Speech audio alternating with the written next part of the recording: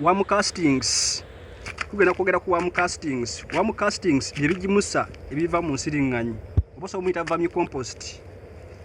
Nga worm castings ono alimu ekyenjawulo. Naye ng'ekyenjawulo ekyo kisinziira ku nsiringanyi yo yennyini nnyini. Ng'ensiringanyi ng'oba ogiwadde kasasiro oyo gweba eridde emutemaatema n'emugonza ekisobozesa ekimera kubanga kimufunamu bulungi.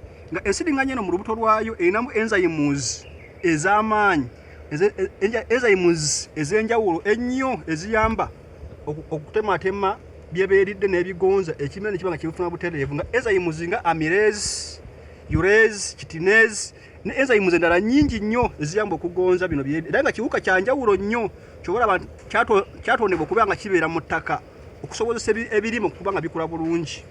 Nga ensiringanyi weba eridde muno mulimu byebeefulumiza bibaamu nitrogen akubisaamu emirundi 7 ebigimusa byonna bye wali olabye, phosphorus emirundi 5, olete potassium akubisaamu potassium wabyo akubisaamu emirundi 6 ku bigimusa byonna by'omanyi.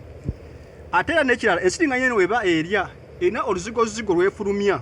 Kuno ku lususu waayo kuliko oluzigozigo oluba olufuluma. Oluzigozigo olwo lwe luyamba lukola nga growth hormone olusobozesa ekimera kubanga kisobola okula ku sipiidi ekika ekya waggulu. Tugenda kuba tulaba bitulimisiza ku nsiringanyi ebyenjawulo. Era nga science ono asibukira ddala ku musajja Omungereza Charles Darwin eyamunoonyerezaako okumala emyaka 4, yanoonyereza ku nsiringanyi okumala emyaka 40 nga yeewuunya nti mu kifo we ziri ebirime bikula ku sipiidi ekika ekya waggulu ne kimwewuunyisa nnyo. Kakati ne mu nnaku zino ez'obuliwo bannassaayansi okuva mu mawanga ag'enjawulo nga Cornell University, University n'endala eza Bungereza, Japan, bonna batandika okunoonyereza ku kintu kino. Nabo ne bakizuula nga kyanjawulo nnyo ku bigimusa byonna byonna bye wali olabye ebiri ku nsi, kubanga nti ensiringanyi eno weeba efulumya byeba eridde ebijjamu obutwa tebiyitiramu butwa. Era abantu abalima organic enkola bagyeyambisa nnyo olwokuba nti ekirime kiba kirimiddwamu, kiba 100 ku 100 kiba organic, tekibamu butwa bwonna.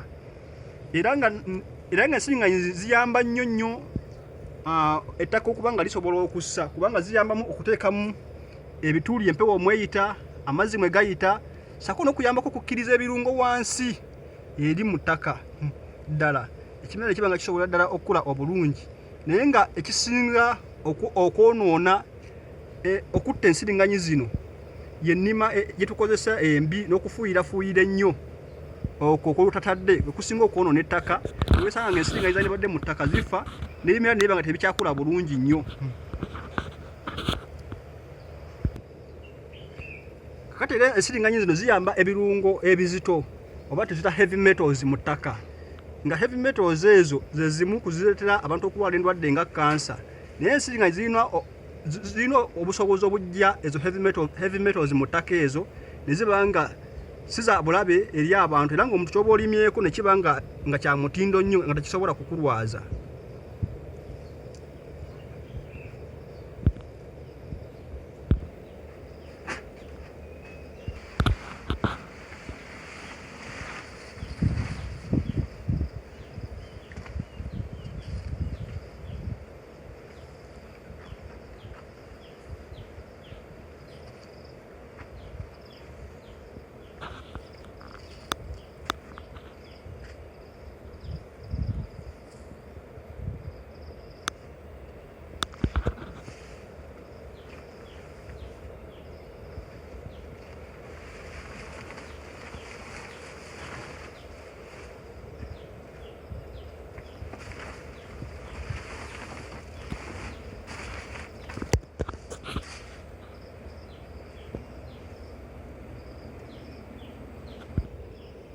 Kati eno ye finished product oba worm castings kwe tumaze okukungula, tumaze okuharvestinga yono worm castings nga womulaba waneeno. Era kati ono ali ready okubanga akozesebwa mu nnimiro, osobola omukozesa mu nnimiro. Ate kirungi kya worm castings tayokya kimera, n'omusa direct ku kimera oba ku mirandira gy'ekimera takyokya. kikula bulungi nnyo nga tekirina buzibu bwonna bwe kigenda kufuna. Kati nga bwe mbanyonnyodde, wamu castings asobozesa ekimera okuba nga kivaayo bulungi nnyo, ne kiba nga kikola chlorophyll, ne kiba nga kivaayo bulungi nnyo nga kikuze bulungi, ng'ate nga nawe agenda okukirya nga togenda kufuna buzibu bwonna. Era nga wamu castings wano twamukozesa kono nakati nga w'omulaba, kikolaba nti akola kakala aka green akalungi.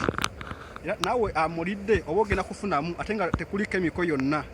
Tekuli kemiko yonna gye nakozesa wabula wamu castings yekka. Era nga abantu bakubiriza okuba nga bakozesa ebintu ebiri organic, kubanga ebintu ebiri organic tebirina bulabe eri bulamu bwabwe.